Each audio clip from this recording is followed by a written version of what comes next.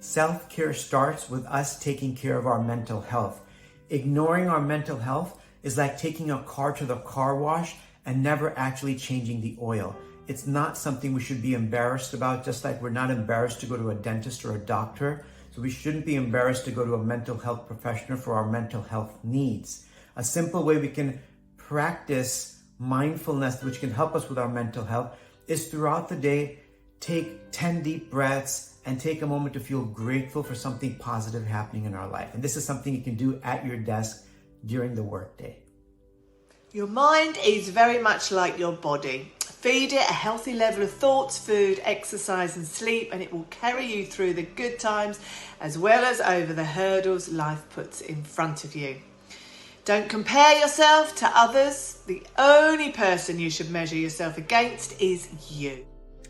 Hi everyone, for World Mental Health Day I want to tell you this. I am currently in Hull rehearsing for a play at Hull Truck Theatre, something that I never dreamed I'd be able to do when I was struggling with anorexia and bulimia for all of those years. So on World Mental Health Day I want to remind you this: it'll be okay in the end, and if it's not okay, it's not the end. Recovery is possible, you take it day by day, but you are not alone and you matter. Take care. World Mental Health Day is in October, and it's a gentle reminder on how important it is to stay as positive as possible and keep that mental well-being. For me, I love positive affirmations and I use them on a daily basis.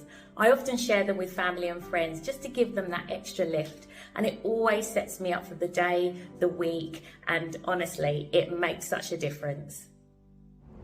For me, having good mental health is so important.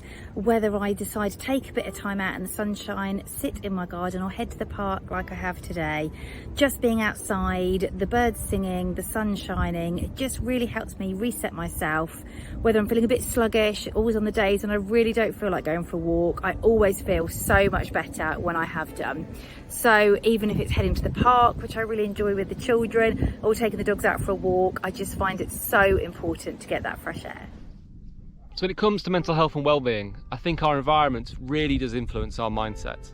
Because personally, I've used the outdoors and the mountains as my own way of coping with the anxieties and stresses of everyday life. When I'm out here, it puts things back in perspective, reduces stress, allows me to live in the moment. And I think when we're outside in the open, it's so much easier to talk about things. So next time you're feeling a bit overwhelmed or claustrophobic, try changing your environment and see how it makes you feel too. Hello. My tip to look after your mental health is to do activities that relieve stress, that simply give you joy, or that make you feel good, even if in tiny doses, but every day do something that supports your well-being. But also eat nutritious food, do some exercise, all of it helps your mental health. And if you do need help, go and get help, just like you would for a broken bone. Take care.